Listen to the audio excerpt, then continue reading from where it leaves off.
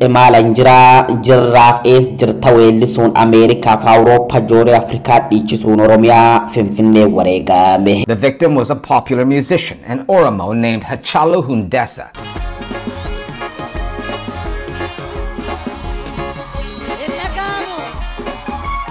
Imala barkub lamaaf kudhan sadikees laf Joe Biden Ameerika guddayoot iriyoot isa waliin godheen dhalattoota Oromoo khalafsuun jiran bashannansiisuu darbee doolarallee budduufachuun albeem lammeessu Amazon irra beesse dhugaan bitamaa turte hagumaachi gooti qoode haadhaaf abba isaati man jireenya ijaaruun oolmaalle oolumaatii irra gabaad 2019 immoo sirna fuudhaaf eeruma ka Eertiraa fi Itoophiyaa jidduu godhameen haacee yeroo lammeessoo fuul qondaaltota Ulano kanneen akka Abiy Ahmadiitiif Isaayyaas afaan warqi duratti akka sirbuuf affeerame. Kanaaf iddoo kanatti ijoollee mormii fincila diddaa gabrummaa kana agarsiisaa turan fakkaata. Alleetii ta'ee dhufe siin jedhe. Hayya rakkoon hin jiru hin jedheen. San booda annan seene maaliif akkuma dura siin jedhe sana. Waanan sirbu. Waanan sirbu guyyoo waariyoo yookaan dabballee mootummaa yookaan miti mootummaa inni ijoo waan akkasii miti kan naa filatu ana. Ergaa Hacaaluu waltajjii irratti dabarsu san qaamni hin barbaanne yoo jiraate Hacaaluu waamuu dhiisu.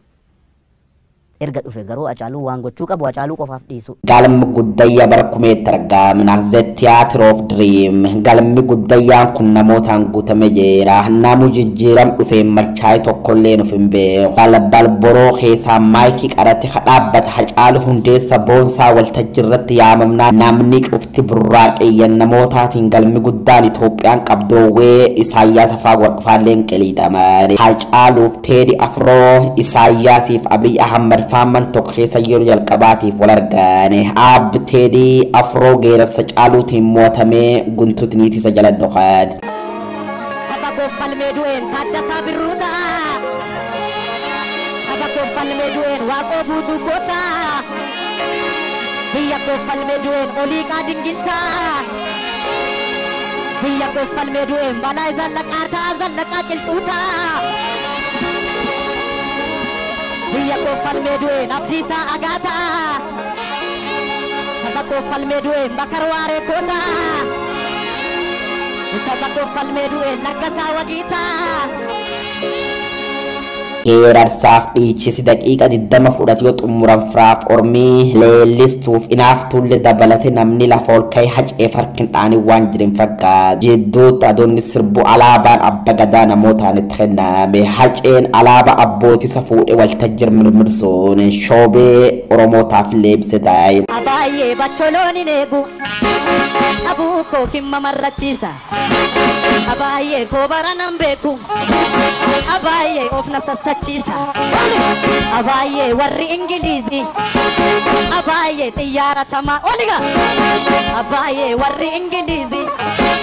Abaayyee roobbilaa tamaara. Leellistootiin hafxanyoota ka Itoophiyaa dullatti hundeessuuf ilbaasan gocha qeeqana waan gammadan hin fakkaatan. Kanaaf magaal Finfinnee keessatti baaf gal'oo yeroo 5 ol yaalii jechaarra raawwachuu isaanii OMN fi BBC dabalate miidiyaalee Oromoo hedduutti metuure. Fincil didda garbummaa ka uummati Oromoo waggootan 150 godhaa ture sirbaan leellisuun qeerroo Oromoolle geerarsaan cina dhaabbate ka onnachiis gameessi muuziqaa kun jijjiiran barkum 2018 kee godhameen qiliixamee osoo hin fixatin Oromoon bakkum kaleessaa deebi'e. Oromoon du'aa jira. Inumaayyuu waa tokko sitti bara wayyaaneen jirtu sana Oromoon du'u kun dhageettii qaba ture. Amma dhageettiin qabu beekta. Maaliif seete? Ormaa miti kaa kan nutu walajjeesaa jira. Nutu walajjeesaa jira Oromni immoo maaltu isa dhibere? Tens of thousands tuned into the live stream alone. The following week, Hachalu was murdered.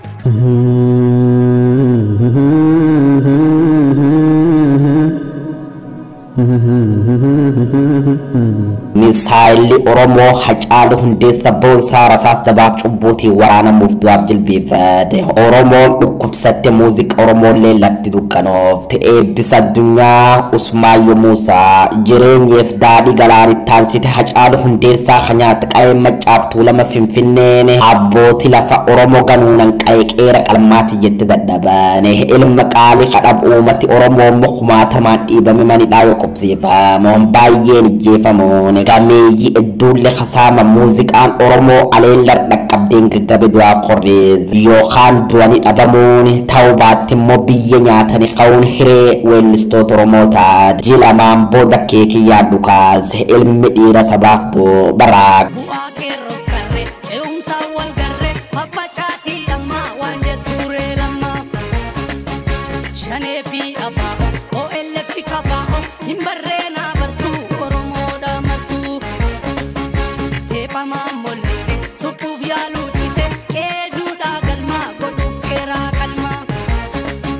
Shagari fi dirre tabuwan injirre ifanne kulkulchu alagan inbulchu adeemsa mootummaa biltsiginnaa kan jalqabumirrayyuu shakkuun mormaa turte ijoolleen mata guduruu lamaan caala daggafaatiif falmata kabbadaa kaas qumaar keetiif shakkin jechuu yoo weeddisan namoonni tokkisaa weellistoota paartii jechuun fuul miidiyaa hawaasa barqoosaa turan marii sabaa falmata kabbadee dursa yaadaan bosonseeni.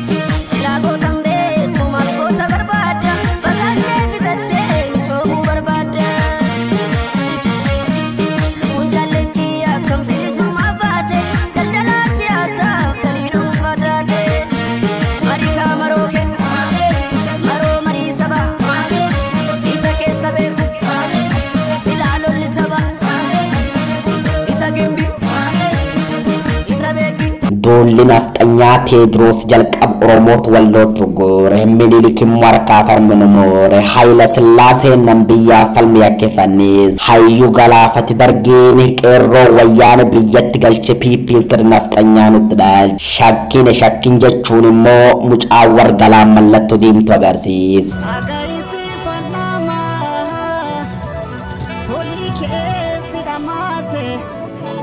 Sabamni jijjiirama naftanya kufte kaase maltaate yaana mana siidaa bineensa dhaabde ekeraa abaarama kan nagumaa jaallankoo bosona laguun naaf jettee argite dhibbuu fiirankoo siif jirra sabaaf dhaabbatte abshir mirgi keetumaa jiboo boorataa gaara boorataa booree baasu siifuu garaan naara abshir mirgi keetumaa jiboo boorataa gaara boorataa booree baasu siifuu garaan naara ndeeboon kalee deebitee akka gootu beektatu yaabbaa burree shimalaa karra saasa mooyatu yaa doddoti gammoojjii dakkarrisi dooyaate ijoolli abba kooti alagattu fo'atee sooninaaf addaa miitiin